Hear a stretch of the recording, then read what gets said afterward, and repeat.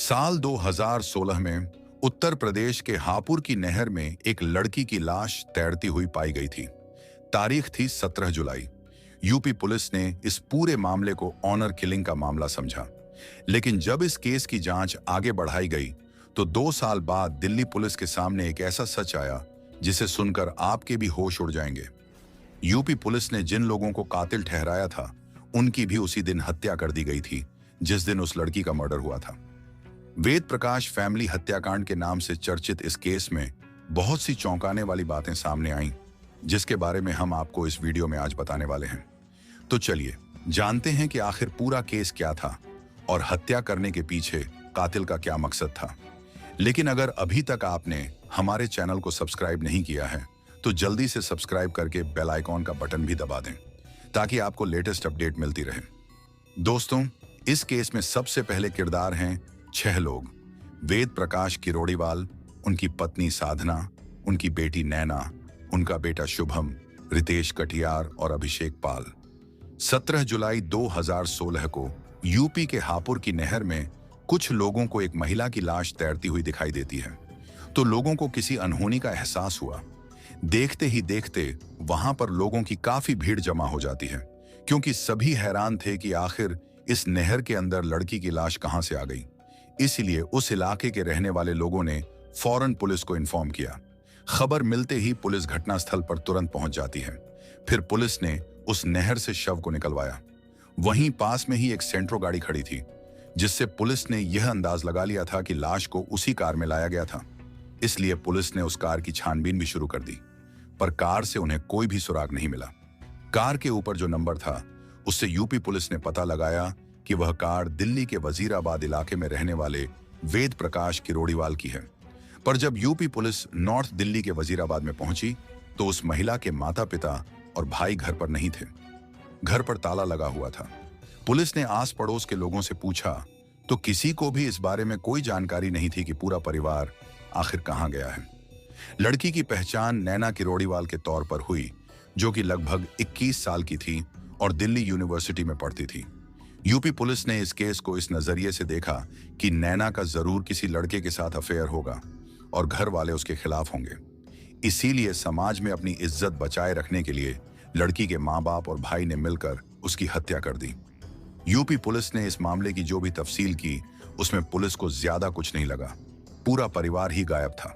इसलिए UP police ने जब इस केस की चार्जशीट कोर्ट में दायर की तो इसे ऑनर किलिंग का मामला बताया और कोर्ट में कहा कि लड़की के घर वाले उसकी हत्या करने के बाद फरार हो गए हैं। पुलिस की रिपोर्ट और सारी बातों को सुनने के बाद कोर्ट ने नैना के सभी फैमिली मेंबर्स को भगोड़ा घोषित कर दिया। ऐसा लग रहा था कि जैसे यह केस पूरी तरह से ऑनर किलिंग का था और अब खत्म हो गया है। इस केस को बंद कर दिया गया था। दोस्तों, जब यूपी पुलिस ने इस मामले को ऑनर किलिंग का मामला बताकर इसे क्लोज कर दिया तो उस वक्त हत्यारे की खुशी का कोई ठिकाना नहीं था, क्योंकि 4 लोगों को मौत के घाट उतारने के बाद भी वो आराम की जिंदगी जी रहे थे। पर चाहे अपराधी कितना भी शातिर क्यों ना हो, वह कभी ना कभी पकड़ा जाता है। ऐसा ही कुछ इस हत्याकांड में भी हुआ।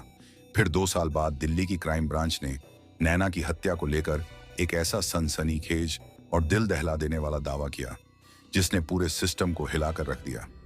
दिल्ली की क्राइम ब्रांच ने यह दावा किया था कि नैना का परिवार कहीं भागा नहीं है, बल्कि परिवार के 4 सदस्यों का बेरहमी के साथ कत्ल कर दिया गया है। दरअसल दिल्ली क्राइम पुलिस को एक दिन एक ऐसा राज पता चला जिसने पूरे मामले को पलट कर रख दिया।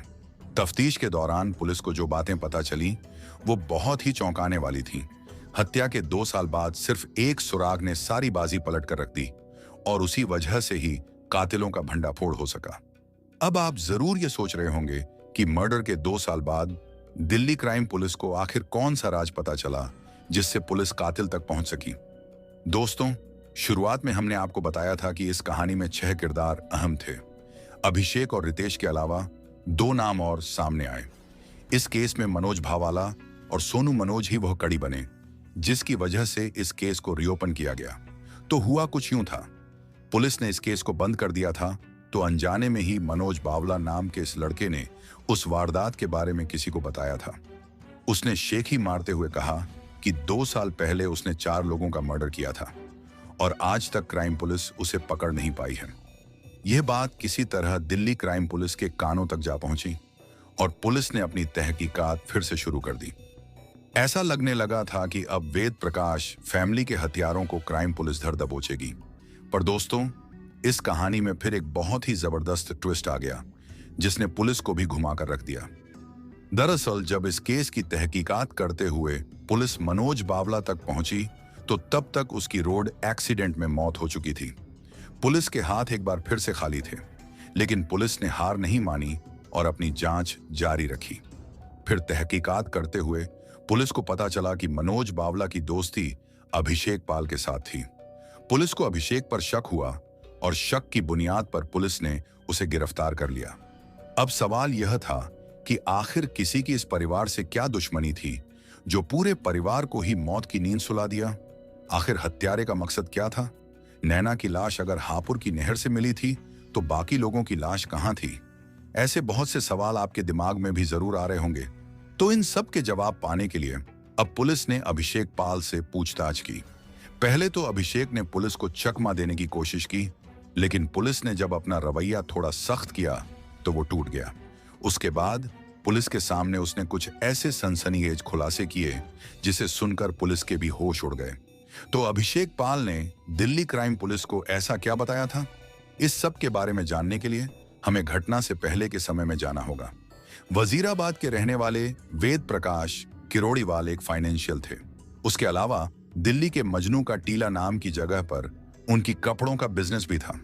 उनके पास पैसों की कोई कमी नहीं थी और इसीलिए उनकी जिंदगी में सब कुछ बहुत अच्छा चल रहा था। उनके परिवार में उनकी पत्नी साधना, बेटी नैना और एक बेटा शिवम भी था। पूरी फैमिली बहुत हंसी खुशी से अपनी जिंदगी जी रही थी। लेकिन तब एक दिन कुछ ऐसा हुआ जिसकी वजह से पूरे परिवार का खात्मा कर दिया गया। वेद प्रकाश की दुकान पर रितेश कटियार नाम का एक लड़का काम करता था। उसे ऐसा लगने लगा था कि नौकरी करके वह अपने परिवार की जरूरतों को पूरा नहीं कर पा रहा है, इसलिए वह अपना बिजनेस शुरू करना चाहता था। पर कोई भी काम शुरू करने के लिए पैसा होना जरूरी है, जो उसके पास नहीं था। उसने इस बारे में वेद प्रकाश से बात की और अपनी मजबूरी बताते हुए कहा कि उसके पास काम की शुरुआत करने के लिए पैसे नहीं हैं। इस पर वेद प्रकाश उसकी मदद करने के लिए तैयार हो गए। इस तरह से रितेश कटियार ने अगस्त 2015 में वेद प्रकाश किरोड़ीवाल से 9 लाख रुपए का लोन ले लिया। जब रितेश ने कर्ज लिया था तो उस वक्त अभिषेक पाल उसका गारंटर बना था। इसके अलावा रितेश ने वेद प्रकाश किरोड़ीवाल की दुकान भी किराए पर ले ली थी। तो वेद प्रकाश किरोड़ीवाल की हेल्प से अब रितेश ने अपना काम शुरू कर दिया था। शुरू में तो सब कुछ बिल्कुल ठीक चलता रहा और हर महीने रितेश कटियार वेद प्रकाश को लोन की किस्त दे दिया करता था। लेकिन उसका बिजनेस दिन ब दिन खराब होता जा रहा था और उसे नुकसान होने लगा। लगातार होते घाटे की वजह से अब रितेश के लिए हर महीने लोन की इंस्टॉलमेंट देना और दुकान का किराया देना बहुत मुश्किल हो गया था। जब रितेश कटियार ने कर्ज की किस्त और रेंट देना बंद कर दिया तो पहले तो वेद प्रकाश किरोड़ीवाल ने उससे प्यार से कहा कि वह समय पर उसे उसका पैसा दे दिया करें।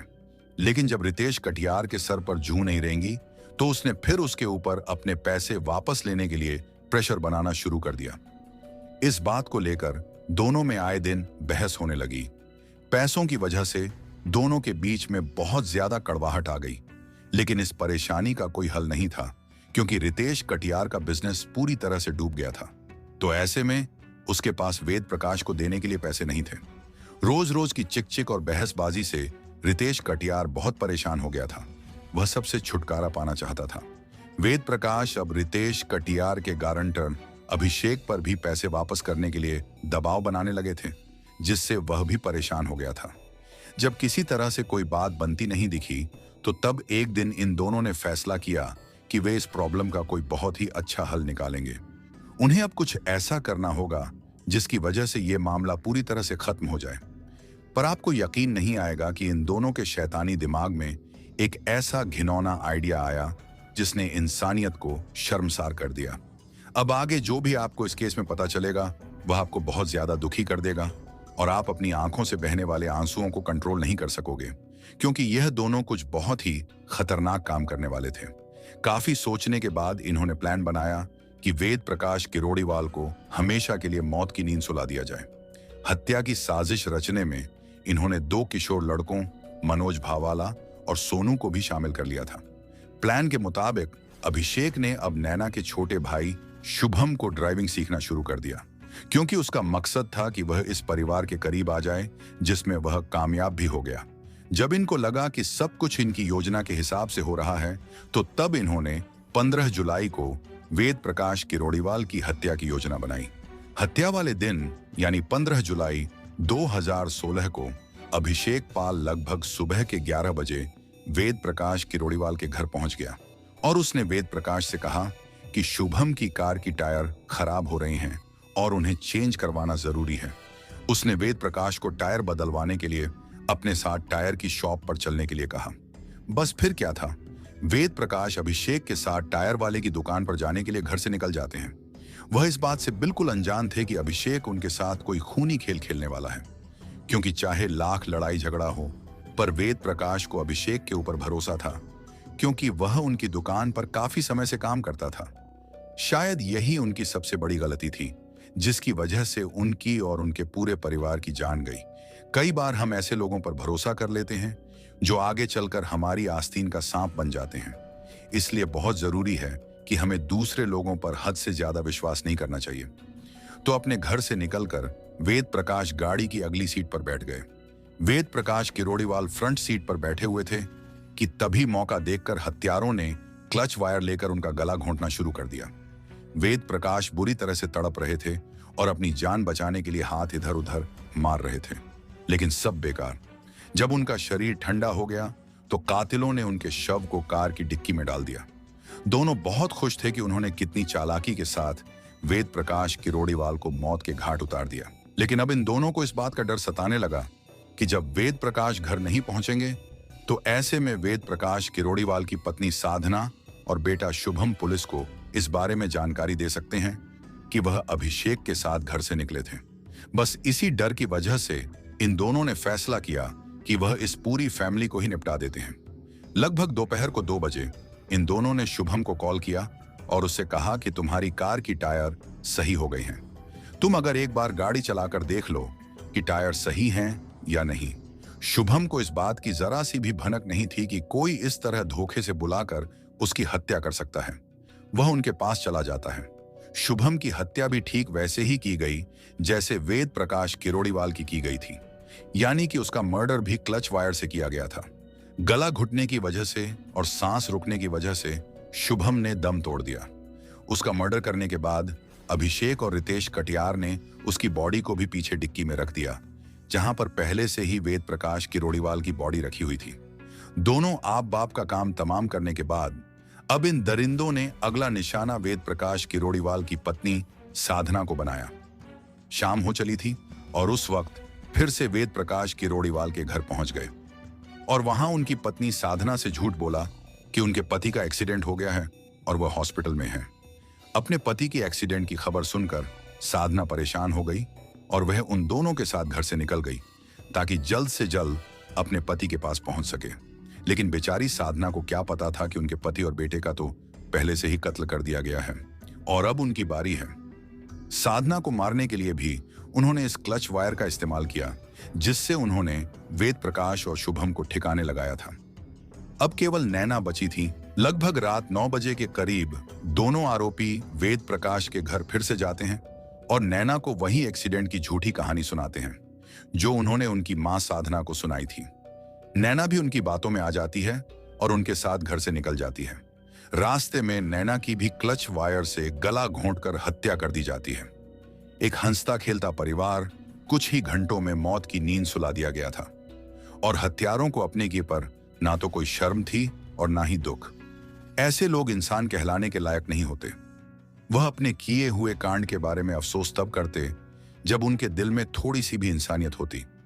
जब उन्होंने उस पूरे परिवार के लोगों को खत्म कर दिया तो उसके बाद भी उन्होंने कार को लेकर एक स्कूल में गए जो सुनसान था और वहां पर कोई भी आता जाता नहीं था। चारों लोगों के शवों को वे वहीं पर फेंक कर वापस आ गए। 16 जुलाई की रात को ही एक बार फिर से वो चारों उस स्कूल में गए और उन्होंने सभी लाशों को मैट में लपेटा और एक बार फिर से कार की डिक्की में रख दिया। लेकिन इस बार कार वेद प्रकाश किरोड़ीवाल की थी और यह वही सेंट्रो कार थी जो हापुड़ की नहर के पास मिली थी। वह बहुत चालाकी से अपना काम कर रहे थे ताकि किसी को भी इस हत्याकांड की भनक तक न लगे, और इसलिए उन्होंने उन शवों के ऊपर परफ्यूम से भरी हुई पूरी बोतल छिड़क दी ताकि किसी को बदबू ना आए। सारा काम करने के बाद हत्यारे सेंट्रो कार को चलाकर यूपी के हापुड़ तक पहुंच गए और वहां पर अपार गंगा कैनाल में चारों लाशों को डाल दिया। अगली सुबह कुछ लोगों ने एक महिला की लाश को नहर में देखा और फिर पुलिस को बुलाया। बाकी 3 लोगों के शवों के बारे में आज तक कुछ पता नहीं चल सका है। इस मर्डर के मुख्य आरोपी रितेश कटियार ने डिप्रेशन और गिल्ट में आकर 2017 में सुसाइड कर लिया था। सोनू की भी मौत हो चुकी थी और बबला भी सड़क दुर्घटना में मारा गया था। जरा किस्मत तो अच्छी इन लोगों की। 1 साल पहले इन्होंने 4 लोगों को निपटाया था और अब वे खुद ही इस दुनिया से जा चुके थे। दिल्ली क्राइम पुलिस ने हत्या की मास्टरमाइंड अभिषेक पाल को गिरफ्तार करके अपनी आगे की इन्वेस्टिगेशन शुरू कर दी, जिससे सारा केस खुलकर सामने आ गया। फिलहाल ये मामला कोर्ट में चल रहा है और ऐसी उम्मीद है कि आरोपी को कड़ी से कड़ी सजा मिलेगी। लेकिन अगर यूपी पुलिस साल 2016 में इस मामले को ऑनर किलिंग का केस नहीं मानती तो अभिषेक पाल इतने टाइम तक ऐश की जिंदगी नहीं जी सकता था। पर पुलिस के सामने यह केस कुछ इस तरीके से सामने आया कि तहकीकात के दौरान पुलिस को यह ऑनर किलिंग का मामला ही लगा। शायद हत्यारे जरूरत से ज्यादा चालाक थे, जिन्होंने षड्यंत्र को बहुत ही शानदार तरीके से रचा था। पर वह कहते हैं ना कि पाप का घड़ा कभी ना कभी जरूर भरता है और हर इंसान को अपने कर्मों का फल भुगतना पड़ता है। ठीक ऐसा ही इस केस में भी हुआ। दोस्तों, इस पूरे हत्याकांड के बारे में आपकी क्या राय है? आपको क्या लगता है कि यूपी पुलिस ने आखिर सही से इन्वेस्टिगेशन क्यों नहीं की होगी? आपके हिसाब से क्या वेद प्रकाश किरोड़ीवाल ने रितेश कटियार को पैसे देकर गलती की थी, या उन्हें रितेश कटियार और अभिषेक पाल पर जरूरत से ज्यादा पैसे वापस लेने के लिए दबाव नहीं बनाना चाहिए था? आप इस केस के बारे में जो भी सोचते हैं उसके बारे में हमें कमेंट करके जरूर बताएं। अगर आपको वीडियो अच्छी लगी हो तो वीडियो को लाइक करें और शेयर करें। अपराध की दुनिया से जुड़ी हुई ऐसी क्राइम स्टोरी के लिए हमारे चैनल को सब्सक्राइब करें और बेल आइकॉन का बटन दबा दें। आज के लिए बस इतना ही। जल्दी ही हम हाजिर होंगे एक ऐसी ही होश उड़ाने वाली क्राइम की दास्तान लेकर जो आपका दिल दहला देगी।